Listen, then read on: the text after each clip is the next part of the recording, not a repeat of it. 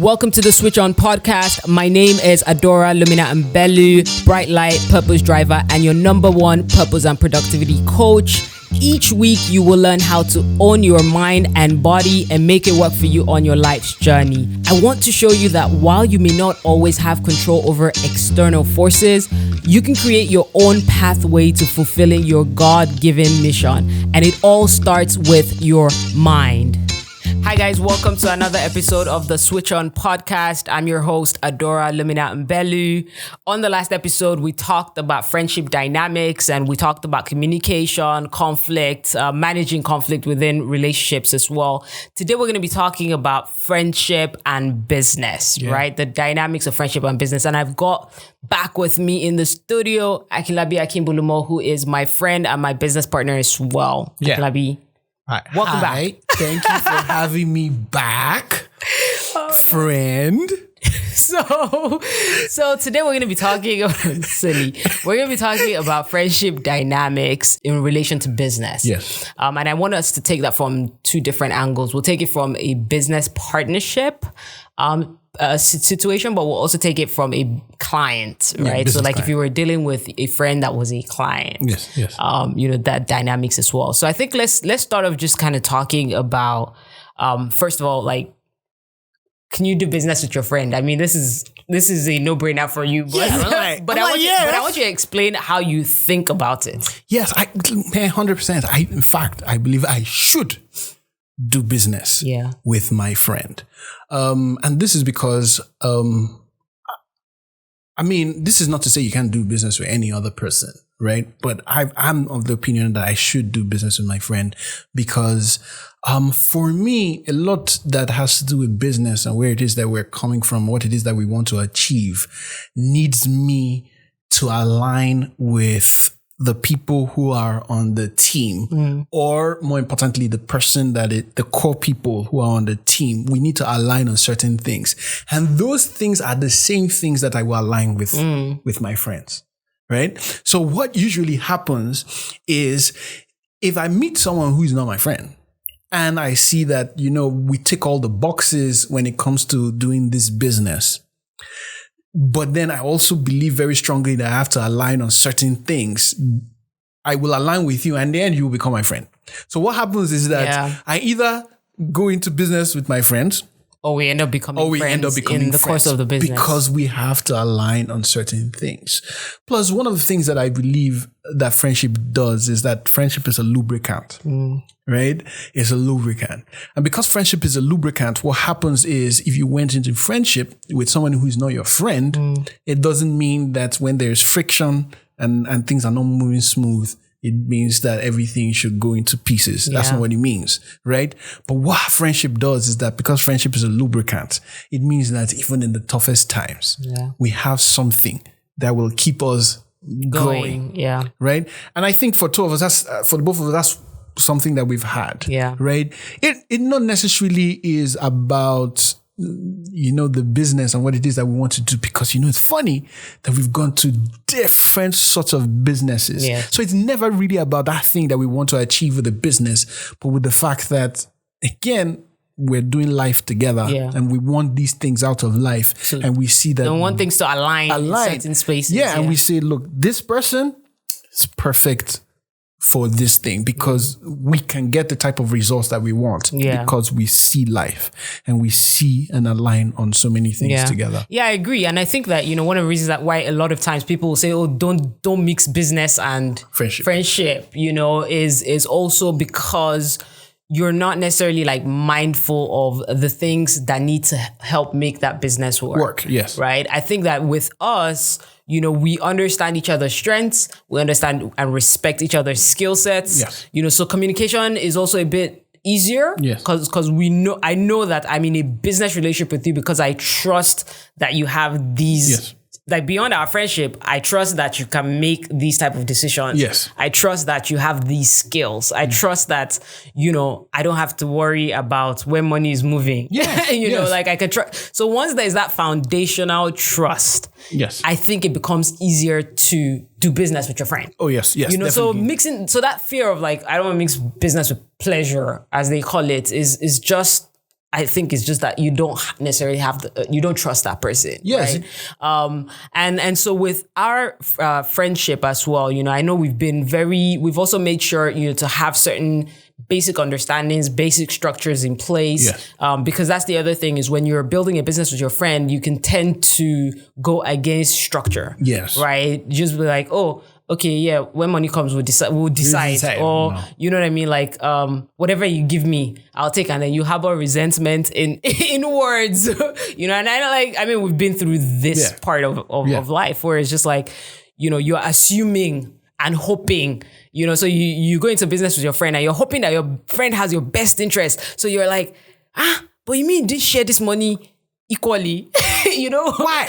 You should have known. You should have known, you know? But I think, you know, saving your friend that stress by just having simple structures in place, right? That this is what it is.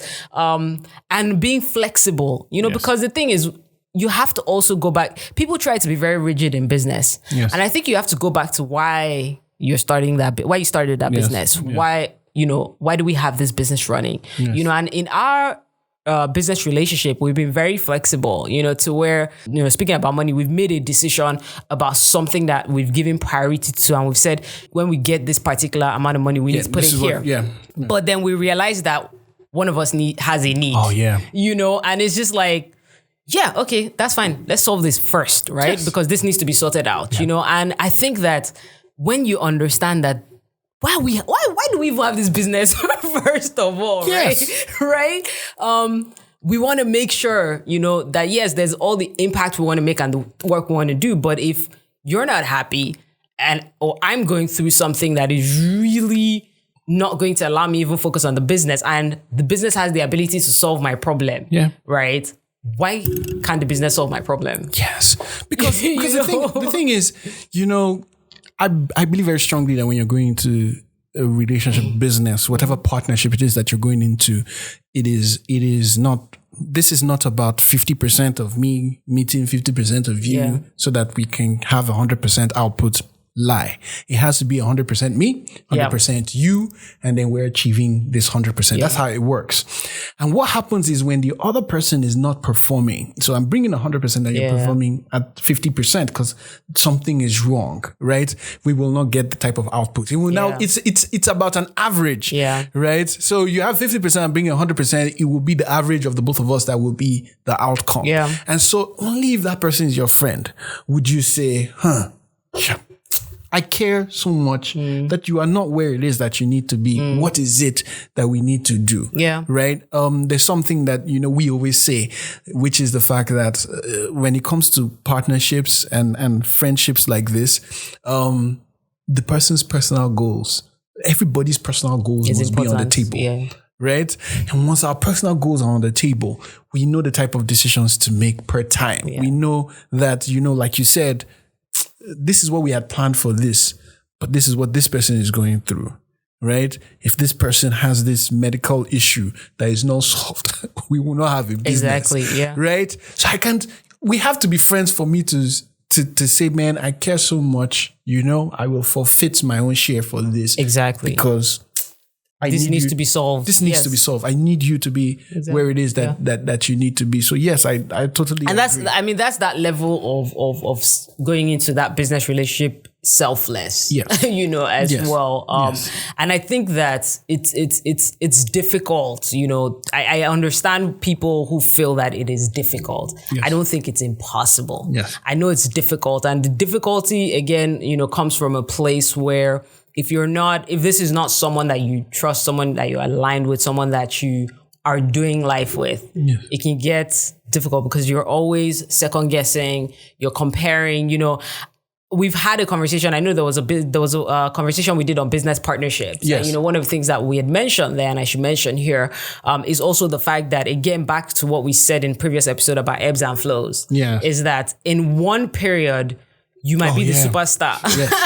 You might be the one putting in 90% of the effort, right, on a particular project, right? And the next project comes through and I'm putting in 90%, you're putting in 10%. What typically will happen with a lot of friends is that sometimes they determine from, you know, like a project comes first project, second project, I'm putting in more than you, and I start to tell myself, I'm putting in more than you, so I should get more than you, or even sometimes it's not even a question of money, it's just, but I'm putting more than you. You're not putting anything into this, and they don't realize that a time might come where you're not putting in any effort now, because guess what? That particular project does not require your skill sets. Yes. Then what? So am I now going to say, you're not putting in anything, So I think people just understanding that it's about, navigating this such that you are going towards a common goal. How we get to that goal or who gets us there is not the point. Yes. Right? It is that we have decided to get there, and supporting each other's personal goals and personal visions, because even with our relationship, we have our business, but then we also have things we want to do individually. Yes. You have stuff you're doing individually, I have stuff I'm doing, but we always find ways to support that stuff. Yes. As opposed to looking at it and saying, but now you're doing your own thing. That's taking you away from this, but it's like, I want you to succeed because your success is our success. It's the collective success. I think, you said something, a few minutes ago that I think that is very critical, and that's structure. Yeah. Right? I think structure solves business with friends problems.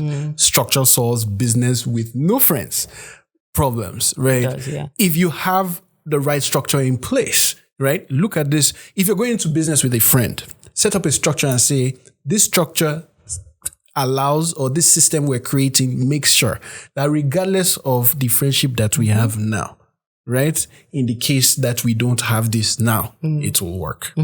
Right? Same thing. I mean, you build with I always say is you build with a storm in mind. And that's what the structure is for. Building with a storm in mind. Always do that. This is not to say that you are anticipating a fallout, but it's understanding that, look, this is a structure we have created. However, like you said, we will be flexible if we ever get to the point and we find out that, no, this is the way that we need to go. We might need to use this window instead as a door. Right. But the point is, well, let's get there. Right? But there's this structure. We know how it is. We know how it goes. Yeah, because the structure tells you that we've aligned on this thing, that we are flexible and that we've agreed to this other thing. Does not mean that this structure is going to disappear. It doesn't mean that. It's what we've agreed. You know what I mean? So then I think because when you look at it like that, even when you are beating the structure, so to speak, quote unquote, right? You're beating the structure. There's a part of you that has extra gratitude because you know that, there's a gratitude where it's like, I know that you've done me a favor. Yes. You know what I mean? Like, I know you've done, because I won't take for granted the fact that this favor has been done for me. Like, I'll look at it as, this is what we agreed to. This was actually what we agreed. You deviated from that agreement for my sake, so there's gratitude in that. Yeah. Like you said, it adds fuel to the fire of the friendship to say, look, it reminds you that person is your friend. Yeah. Saying, look, we have the structure in place. We've decided that we will not break the structure for anything. But then the time comes when we have to, and then the person does it for you.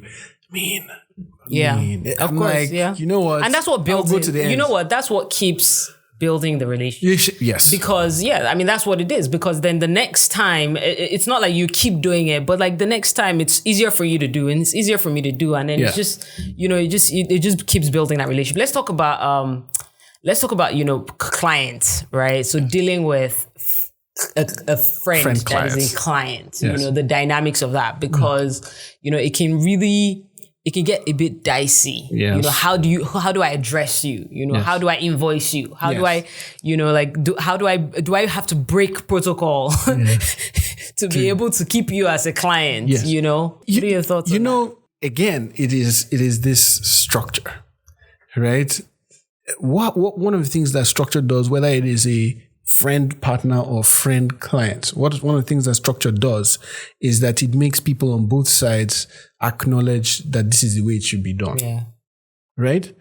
And one of the things that we do, right, with even people who we call friends, is that if we're going to give you 100% discount. Right. We will send you an invoice. We'll still invoice you, yeah. For the real amount and apply 100% discount. Yeah. So what happens is this. It is a structure because that business needs to invoice right. Yes. We've set prices for this, Exactly. right? Owners of the business can apply the kind of discounts they want. In this case, they've chosen to apply this amount of discount, but this is how much it costs. What happens is that even the person who is a client, that is your friend on the other end, right, comes with gratitude because they know how much that you have. Because what has happened in that case is you are the one who paid the price. So what happens is if I'm a client and, for example, Adora says, oh, I want to do your photographs. Adora says it costs $400K to do your photographs. However, I will do it for free, meaning 100% discount. What happens is when she does the photographs, I see it as though Adora paid $400K. Yes, exactly. Yes. Because it's her time. Yeah, you can see the value. It's a value because it's her time. Because what happens is that somebody had to have paid that $400K. There's an opportunity cost, right? That $400K should have come from somewhere else. But I've used that time that she should have earned $400K to get what it is that I want.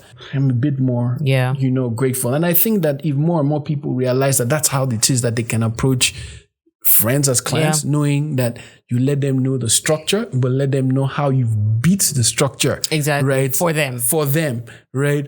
I think it also even builds the friendship because they realize this is not something that you can do. Because what really causes a lot of problems is the other person feels it's your business. You can give it for me to do. You can do it for me now. It costs you nothing exactly to do it. But I need to let you know it costs me something. Yes. I'm giving it to you, but it costs me something. But it costs me something to do it. You see that I'm paying somebody. Some of the cases, in the past, what I will do when we had people who will design is I know I can design this thing for you, right? But I don't want to mess up our friendship. So what I will do is, no worries, somebody in the team will do it, right? Mm-hmm. You know what? The person will invoice me, but he will do it for you for free. I want you to know that it's coming at a price. Whether I'm giving the guy money or not, I need you to know it comes at a price because you will value it so much more. Yeah. Yes. And our friendship, absolutely. Like you said, there will be so much more gratitude. Yeah. Structure is the foundation of it. You can be flexible, but there are times where I also think it's important in the space where, you're dealing with a friend that is a client. Sometimes it's also important to keep that rigidity of the structure as much as possible. Yes. Because you already know that it's very likely, like that conflict is higher. Yes. The possibility of conflict is higher because we're friends, right? I have a certain way of operating. It's kind of like when we have people who maybe send us a message on WhatsApp. Yes. And say, hey, this is what I need. And my immediate response to you, send me an email. And they don't want to send an email because they feel that, but we're talking about it, so why should I send an email? And I say, send an email because I need that documentation. Yes. Because tomorrow when we fight, I need to be able to say that this was the conversation that we had as well, right? So a lot of times, still following up with that. So the emotional intelligence of managing the conversation, right? But then still keeping to the structure. Right? What? Is I'm going to send you your pictures, but I'm going to put them in a Google Drive. I need you to look at the Google Drive. I was going there. I need you to pick. Yes. When you pick, send me the pictures, that kind of thing. So we have a trail of communication that, this is what has happened, especially because, we've had fallouts in the past with friends and based on, our business. And one of the things that has helped us to keep our stance is that documented, that trail. We had a conversation. To be able to go back and say, but you said this. This is what you asked for. This is what you asked for. And I was not taking advantage because, again, you just don't know where people are at a point in time. Yeah. And so the person might just get to the point where they say, oh, this is not what I asked for. And like, yep, that's what you asked for. And the person will now begin to imply that you were trying to take their friendship for granted. And that's why nope, this is what you asked for. This is what it is that we did. This is what this is how it is I would have spoken to anybody else. There's structure that is guiding this relationship that we have. One of the things that I do, I noticed is when people say, they call me, friends call me. And this is emotional intelligence. When friends call me and say, oh, chat, what's up? Hi, I want you to do something for me. And I say, okay, please can you send me an email? Right? I know how it is that they feel uncomfortable that I ask for an email, right? So I'm like, please, can you send me an email? I said, look, my emails help me schedule the work that I have. And if it doesn't show up in my email, it will not be scheduled. So yes, I'm going to do you a favor. You will have a discount. It has to be, And in that case, they are so worried about their work being done versus you keeping track of the conversation. They will send the email because they want their work done. And just send me an email. I love all that you have told me. Articulate what you have said in that email. Send it to me. We will do it. Right. And I think that helps. That structure. It helps. That rigid structure. It helps. I think, also just, you taking the first step to articulate a conversation or an agreement versus waiting for someone else to do it. And this is something I've learned on my life's journey. It's because I've been on the other side of the fence. I've been on the side of the fence where people have promised me things or people have said things and not done it. And it's made me resentful after a period of time, and stuff. But then I don't have anything to hold on to that they even promised this or anything like that. And so because I realized that normally human beings in general are afraid to ask for certain things. Because of my experience, right? I'm now at a point in my life where I'm the first person. You initiate. I'm the initiator, right? So I'm the first person to say, this is what it is that I'm going to offer you. Or this is what it is that, I'm going to do with this. This is what it is. And I try to put it in writing. Right? Because I want to know that we have an understanding and that you're afraid to ask for it. You're afraid to talk about it. Doesn't mean that I should take advantage of your fear. So I'm saying this for those who are listening, right? Is, you also, I think we all have that responsibility, right? To not take advantage of our friends. Because we're talking about the flip side, but then there's the other side of like, you have that responsibility to not take care of people. And people in general, like whether it's your friend, whether it's your work, your employees, whatever it is. Or somebody you're mentoring. It's like, not taking advantage, making a promise, keeping the promise and communicating if you cannot keep that promise per time. So that it's very clear, and I see even with my friends, that maybe I'm purchasing something from them or whatever, I always go that extra mile to make sure that I pay on time. I do, when I'm ordering food, for instance, from our friend, like I don't even go to her. She's close to me. I can send her a WhatsApp message. We can be chatting about something else. And I know that she will send me the food now, but I make sure that I call I go through the right channel. It's either I order from the website or I call the person there, make my order. If there's an issue with my order, I don't even tell her. Right? I solve it with that person, right? And even where I've been given discounts, sometimes I'll still go the extra mile to say, you know what? I want to bless my friend's business. I'm going to pay this money, whether you give me a discount or not. And I think that we owe our friends that much. We if you can do it, why you always looking for extreme discounts? No, I mean, pay me my money. You have it. Yeah, it's unfair because and it's a good thing that we're having this conversation where, from the side of, do not take advantage of your friends simply because, right? I'm one of those people who just believe that, look, I don't care. Right. Recently, a friend says, I'm doing these. It was not even a friend, but somebody I'm close to. And the person says, I have these outfits that I'm doing. I want you to please help me take photos of those outfits, right? As I was taking photos of those outfits, I found one of them that I thought was really nice. And I'm like, I want to get something like that. I want that, right? And I didn't say anything. I was like, you know what? I'm not going to take advantage of this person, because ideally I could have said, right? I'm doing you a favor by taking these photos for you, right? You do me a favor and by giving me the product for free. I'm like, nope, I didn't even say anything. When the person's collection was out or clothes were out, went through the proper channel, said I was ordering. The person ended up seeing that my order was amongst those ones. I was like, I don't understand. I'm like, nope, I don't know what you want to say. Yeah. Let's not fight. Yeah. I'm paying for this, right? Why should I take advantage of that, right? If for some reason, you insist, right, that, you know what, I shouldn't pay. But I don't even want it to be about you reciprocating the fact that I just did a favor. Yeah.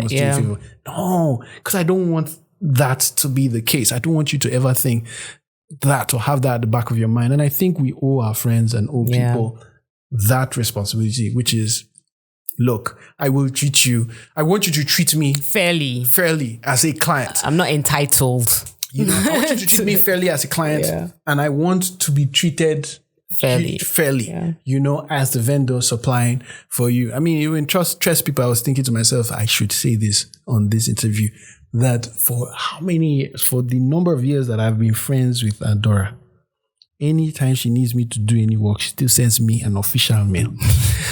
That's true. And it's never with, hey, dude, what's up? It's always with, hi, Akinlabi. Below is, please read through. Yeah. I will call you and we will discuss, right?